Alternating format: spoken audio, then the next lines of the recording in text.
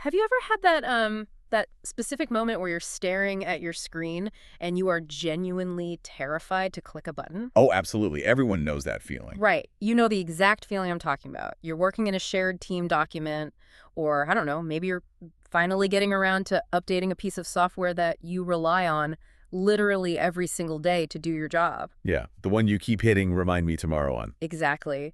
And you expect a simple fix, like a typo correction, a small security patch, maybe a slightly faster load time. So you hit update or refresh, and instantly, bam, your entire workflow is completely broken. It's the worst. Everything just shatters. The layout is ruined, the Yeah. buttons have physically moved to the other side of the screen, your keyboard shortcuts are totally dead. It's just, well, it's that pure universal feeling of tech-induced dread. It really is a uniquely modern kind of panic. Yeah. You trusted the tool, you accepted the update that the system recommended, and your reward is that you now cannot do your job. Yeah, your reward is a massive headache. And the worst part is you usually cannot easily undo it. There's no magical go back to yesterday button. Yes, and the immediate reaction is that it makes you never want to update anything ever again. I mean, you just want to freeze your computer in time. Which is a totally natural human defense mechanism. Right, but here's the problem we all face. If you never update, your tools eventually become,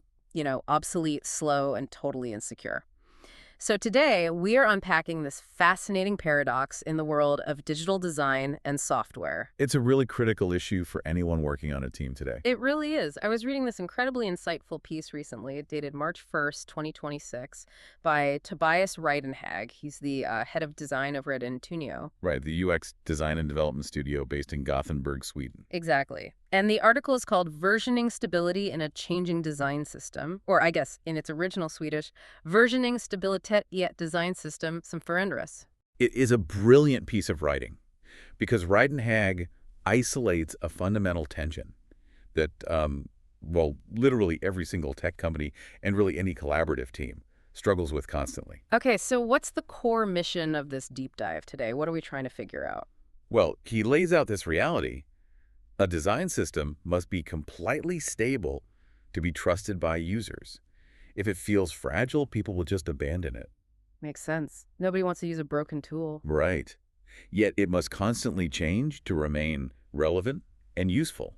I mean, if a system doesn't evolve, it basically dies. So it's a multi-million-dollar question. How do you move constantly without losing the trust of the people relying on the system? Exactly. I mean, it sounds like an impossible riddle. How can something be rock solid and constantly shifting at the exact same time? It sounds contradictory, but Reidenhag argues that it is actually not a paradox at all if you understand the actual mechanics of system stability. Okay, so what's the secret? He points to a concept called versioning.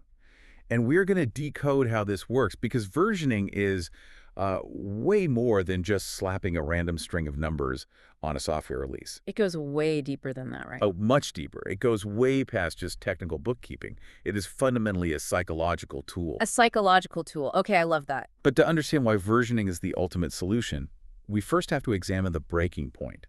We really need to look at the anatomy of an organization where change lacks clear boundaries. Okay, let's set the scene for the listener. What does that chaotic environment actually look like in practice?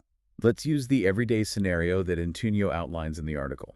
Imagine a large company, maybe an e-commerce giant or like a global bank, where dozens of different development and design teams are all using the exact same central design system. Okay, I'm picturing it. Think of a design system like a massive shared bucket of digital Lego bricks. Everyone uses the same standardized buttons, the same drop-down menus, the same layout grids to build their specific pages. Which totally makes sense. I mean, you want the checkout page to look like it belongs to the same company as the home page, right? Exactly. That is the goal. Cohesion. Yeah. But then a developer on Team A decides to update one of those shared components, right? Maybe they are trying to solve a very specific problem for a new feature they're building. And according to Reidenhag, the change itself is usually entirely reasonable. Nobody is sitting there trying to sabotage the company. Exactly. They just, tweak the code of a central button to fix a minor bug or add a tiny drop shadow. But they share the Lego bucket. Yes, they share the bucket. And unexpectedly, that single well-intentioned change alters behavior somewhere else entirely. Oh, wow. Over on Team B, a layout suddenly breaks. A user flow that was working perfectly fine yesterday for Team C suddenly acts completely differently today. And all because of that one tiny tweak. All because the underlying code of that one shared piece was modified without a clear boundary. Oh man, if you're a developer listening to this deep dive, your blood pressure probably just spiked. Because, Yeah. I mean, if that happens once, it's an annoyance. You complain in a Slack channel, you fix it, you move on. Yeah, you deal with it. But what happens if this starts happening regularly? Like if every Tuesday your code breaks because someone else updated a shared Well, file? that is where the technical problem becomes a massive cultural problem. The culture just turns toxic. Pretty much. Uh, If unpredictable changes keep breaking workflows, the team's relationship with the central system fundamentally shakes. Trust completely evaporates. People hate feeling out of control. Right. Teams start hesitating before they build anything. They start second-guessing the central tools that were actually supposed to make their lives easier. And, people always find a workaround when a system fails them. They do. They are very resourceful. And the text points to a very specific damaging behavior that emerges from this lack of trust. What do they do? Developers start copying components locally into their own specific projects. Ah, I see. They stop referencing the shared Lego bucket entirely, and instead, they take the bricks, put them in their pocket, and hoard them. That is so funny. And there's a Swedish phrase for this in the article, right? Yes, the phrase used is för säkerhets skull, which translates perfectly to just in case. Just in case. Oh man, that is such a human reaction. It means the system is technically still there, but it is being used with extreme caution and suspicion. Exactly. It reminds me of a situation where, okay, let's unpack this with an analogy. Imagine you live with roommates who constantly, unpredictably rearrange the kitchen. Sounds like a nightmare. Right. One day the mugs are by the sink, the next day they are hidden under the oven. You never know where anything is when you wake up. So what do you do? Well, to survive, you take your favorite coffee mug and you literally hide it in your own bedroom desk drawer. That is a very, very accurate way to look at it. You isolate yourself from the shared environment to protect your own morning routine. Exactly. But think about the consequence of everyone in that apartment doing the exact same thing. You lose the kitchen. Right. If everyone hides their own plates and forks in their bedrooms, you don't have a functioning kitchen anymore. You just have a bunch of isolated, paranoid people eating cereal out of their hands in their rooms. That's a great image. It's a localized survival strategy that completely destroys the community space. And in a digital environment, when developers hide their mugs in their desks, when they copy components locally, the organization immediately loses all the benefits of having a shared design system in the first place. Because everyone is working in a silo. Exactly. If the central security team pushes out a crucial fix for a vulnerability, or, say, the design team updates a component to make it accessible for visually impaired users. The developer with the hidden mug misses out. Yes. The developer who copied that button locally weeks ago will never get that update. Their local version is just a dead, frozen artifact. The system fractures into 100 different outdated pieces. So, because the initial change lacked a clear boundary, the resulting lack of trust basically destroyed the whole ecosystem. It did. So, how do we rebuild that trust? We obviously need to define those boundaries, which means redefining what versioning actually is. Yes. We need to completely reframe it. Because I think most of us, when we hear the word versioning, we just picture those endless, confusing strings of numbers on an App Store update, like bug fixes and performance improvements in version 14.2.7. Right. Most people view it as just a dry administrative chore, just some numbers for the IT department. Exact. But Intunio's definition really elevates it. Reidenhag defines versioning fundamentally as a communication tool. A communication tool. Okay. It is a structured language designed to provide absolute clarity on three specific things. First, when something changes. Second, what changes. And third, what expectations apply after the change. Setting expectations. I mean, that feels like the core of any healthy relationship, digital or otherwise. It really is. And to manage those expectations effectively, the article makes a critical distinction. It explicitly separates design system versioning from component versioning. Okay, let me make sure I understand the difference here.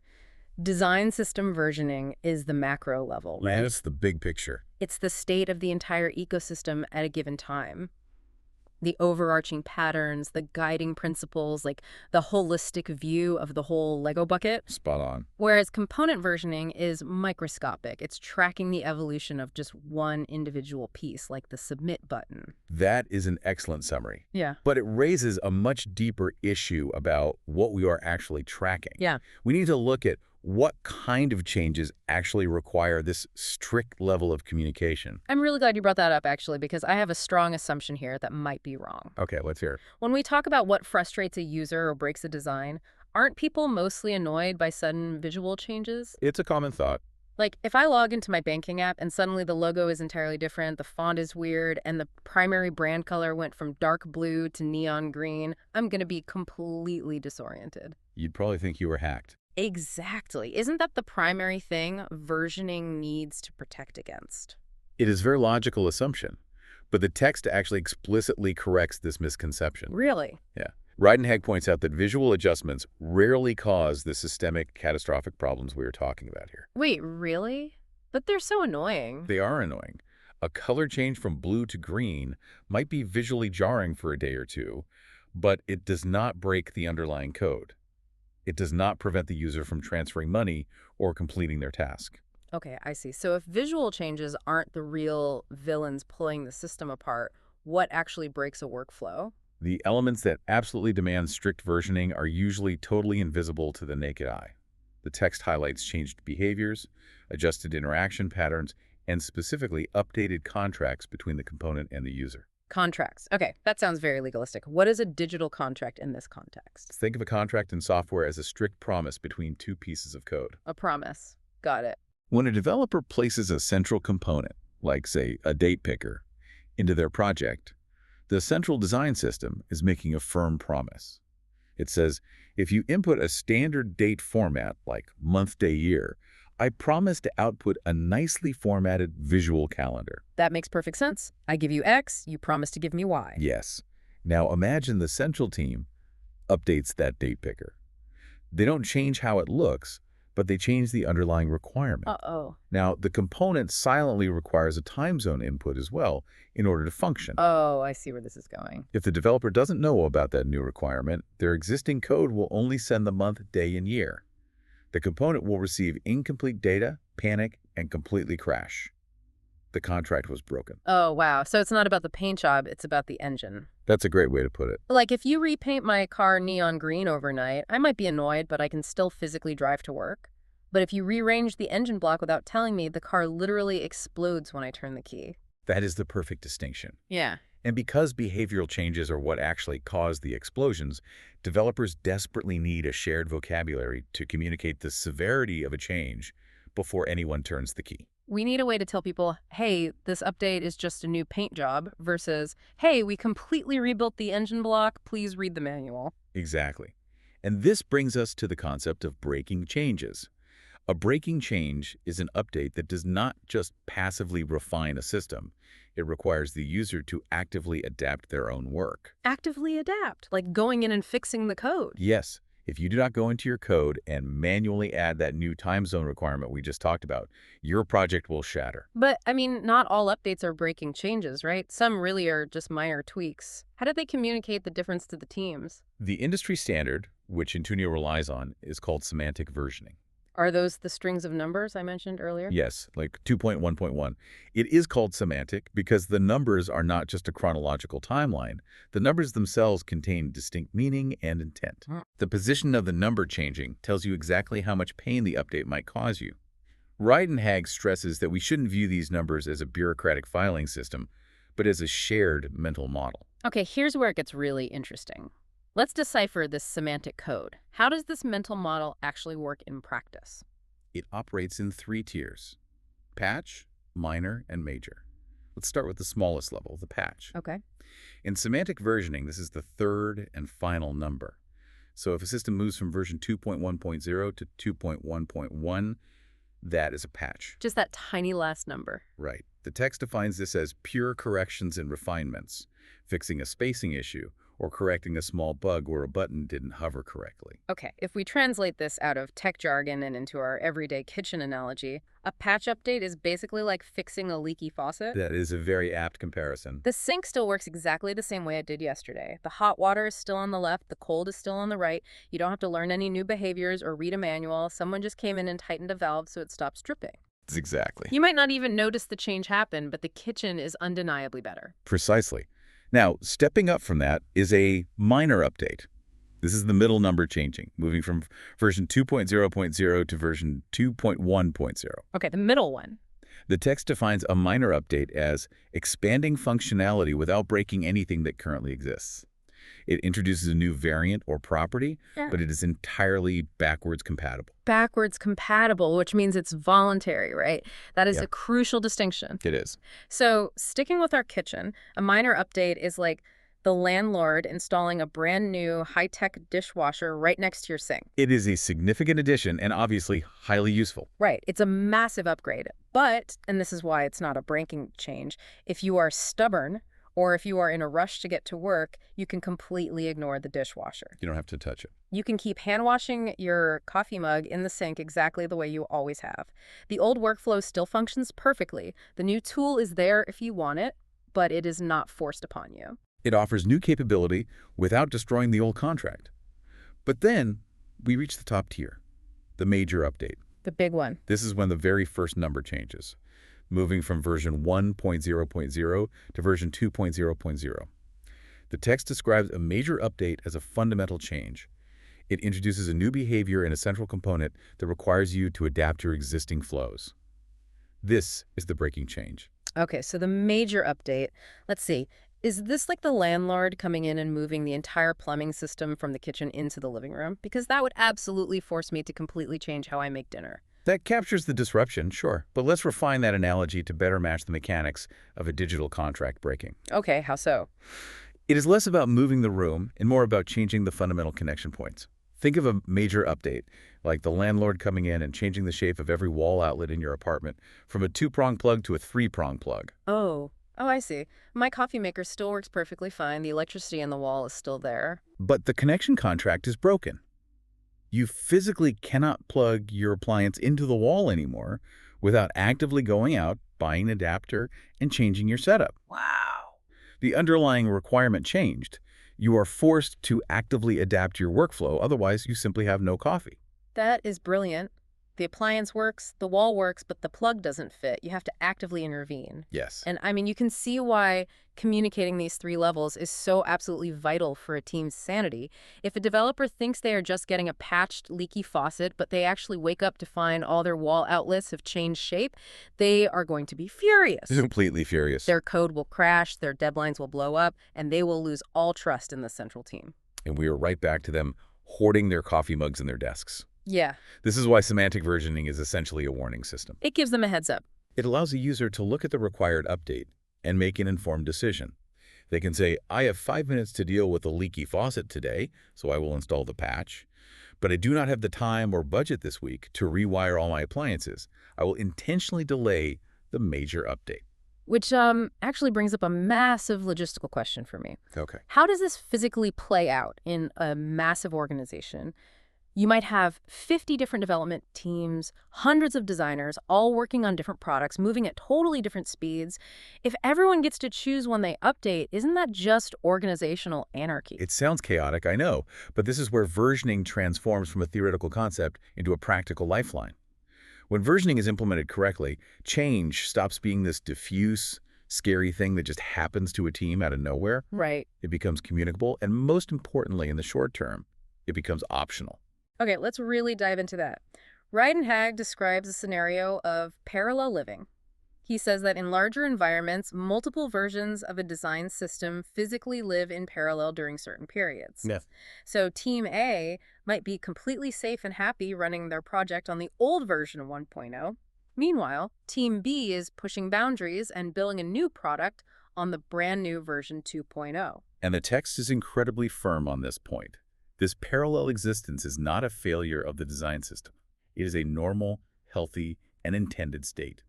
The common framework doesn't shatter just because people are on different versions. I really have to push back on this premise, though. Doesn't allowing multiple versions to float around totally defeat the purpose of having a centralized design system in the first place? I know what you mean.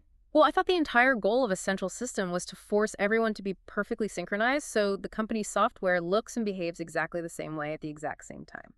If we have parallel realities, aren't we just endorsing fragmentation? It is a very natural reaction to assume that control requires strict synchronization. But Intunio's central thesis, and honestly, this might be the most profound insight in the entire article, is that versioning is absolutely not about forcing synchronization. Really? Yes, forced synchronization is actually an illusion that destroys stability. How so? I mean, shouldn't everyone be on the same page? Think about the physical mechanics of how these teams operate. Right. Through tools like package managers, developers can explicitly tell their project, only pull code from version 1.0 of the design system. They lock it in. Okay.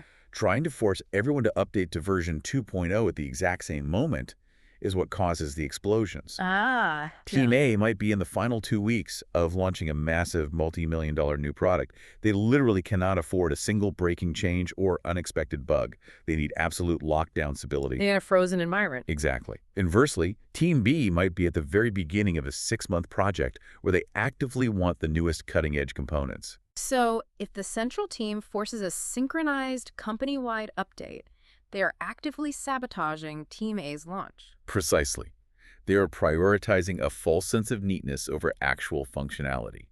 True stability, according to the text, is not about freezing the central system in time so nobody gets hurt. Right. It is about giving individual teams the agency to control when they absorb that change. Yeah. It empowers Team A to say, we will safely stay locked on version 1.0 until our launch is successfully over. Next month, when our schedule is clear, we will proactively choose to upgrade to 2.0 Yeah. because we now have the time and resources to handle the breaking changes. Oh, wow. That is a massive paradigm shift. Stability is not a lack of change. Stability is having agency over the change. Exactly. You trust the system because the system doesn't sneak up behind you and change your wall outlets while you're sleeping. You Yeah. are actually in the driver's seat of your own project. Stability is not achieved by standing still, but by moving in a way that can be trusted.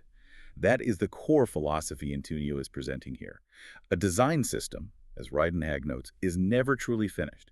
It is a living, breathing entity. And without a structured language like versioning, that living entity just breeds friction. It breeds those rogue custom solutions where people hoard code just in case. Exactly. It breeds deep mistrust between colleagues. Versioning is just the mature acknowledgement that change is simply a daily reality, and we desperately need a polite, structured way to negotiate it.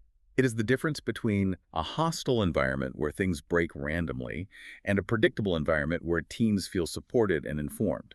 Whether you are coding a complex financial platform or designing a simple retail interface, giving people predictability is how you maintain their trust. I really love how this deep dive takes what sounds like a highly technical, dry concept like semantic versioning and reveals the deeply human psychology underneath it all.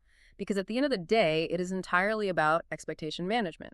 It truly is. It is about respecting the time, the stress levels, and the workflows of the people who actually rely on your system. And that actually brings us to a final provocative thought for you to take away from all this.